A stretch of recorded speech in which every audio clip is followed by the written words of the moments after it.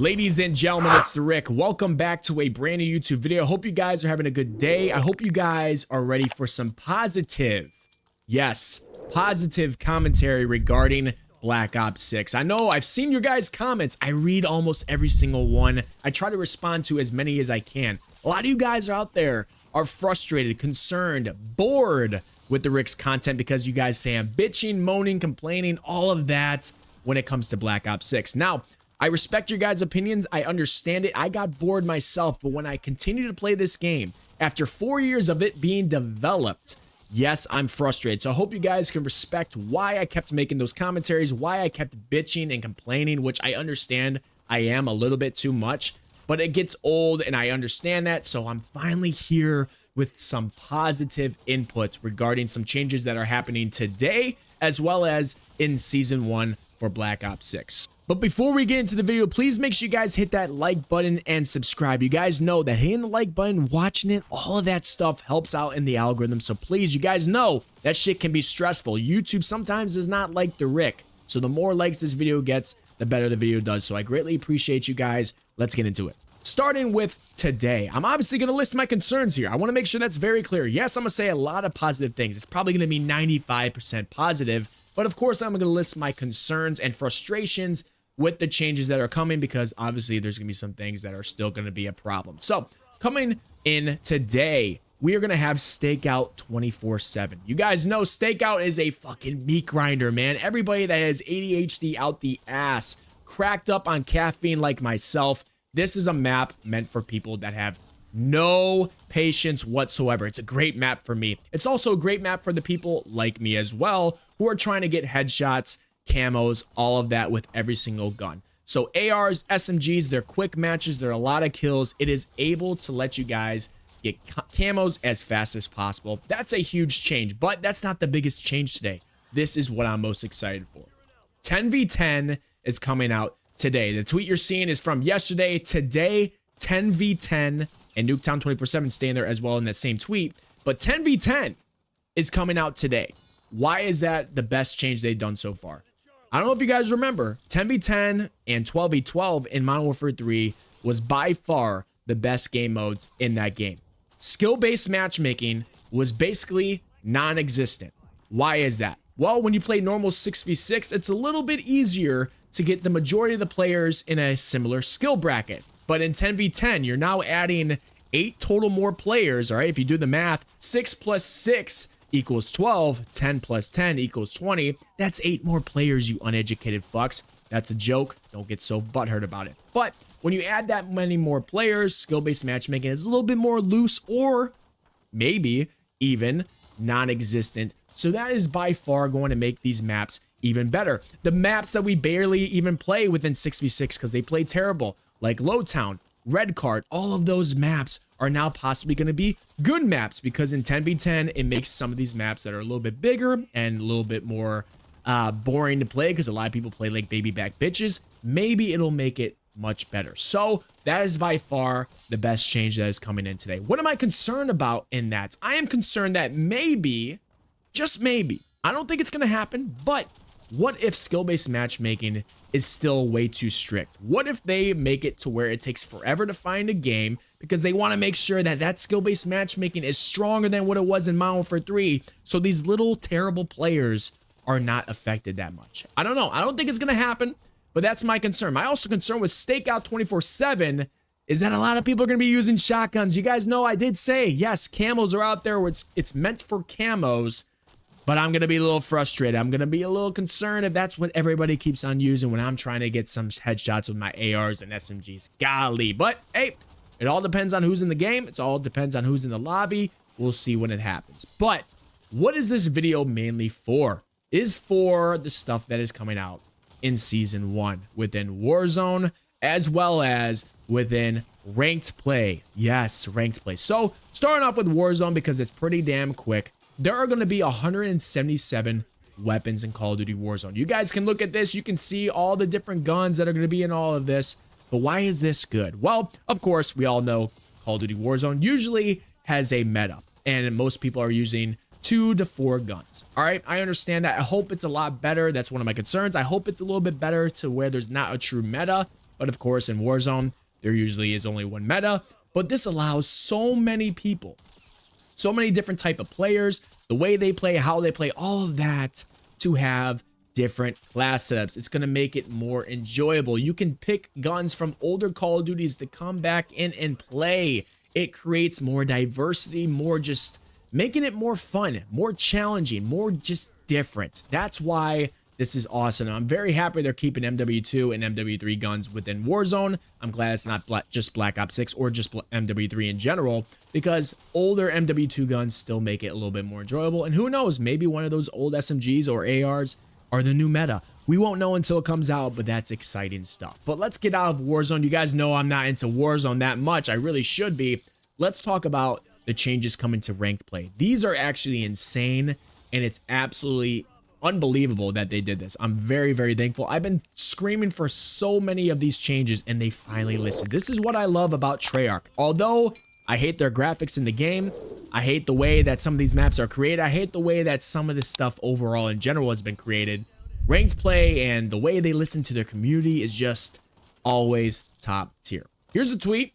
A lot of it you guys can read for yourself, but I'm gonna go word for word because a lot of you guys might be driving. You might not be able to read or look at all this. So let's talk about the new features, man. Everybody knows ranked play is coming out in November on the 21st, and a lot of changes are here. So map and mode veto. Before each ranked match, 3 map and mode combinations are presented in the lobby, and ranked play teams can independently vote to veto one of the presented options. This gives players some control over what they play in ranked play, and gives players and teams an opportunity to veto map and mode combinations they might not be as proficient at or otherwise want to avoid. After both teams make their veto pick, the remaining option is selected. If both teams veto the same option, the match's map/mode will be randomly selected out of the 2 non-vetoed options. This is fucking huge. I know so many of you guys out there that played ranked play did not want to play Control last year. I am one of those persons. I hated playing Control on High Rise. I hated playing Control on Invasion. I hated playing Control in general. That shit was ass. I am a search player or a hardpoint player. Nobody wants to play Control. At least I don't. I think it's dog shit. It is so much like for the casual gamer like me that once in a while wants to get into ranked, it's not fun to play. Hardpoint is a little bit easier to play as a casual. Search and destroy, everybody can play search. It's like probably the most casual thing. You just fucking play and be a little bit smarter than you actually are.